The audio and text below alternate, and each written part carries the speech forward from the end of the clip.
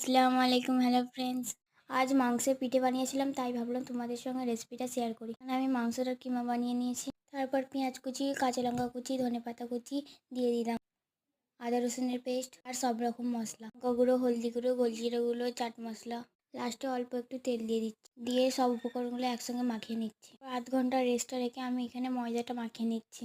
নুন আর তেল দিয়ে ভালো করে ফার্স্টে ময়দাটা মাখিয়ে নিচ্ছি। তারপর হালকা গরম পানি করে ময়দাটা আমি মেখে নিলাম। এবার আমি মাংসের পুরটা তৈরি করে নিচ্ছি।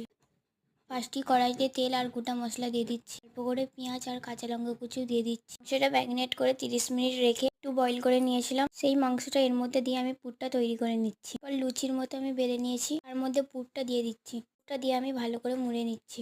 তোমরাও এভাবে মাংসের পিঠেটা বানিয়ে দেবে, তোমাদেরও দারুণ খেতে লাগবে। পিঠের মধ্যে একটু ডিজাইন করে নিচ্ছি।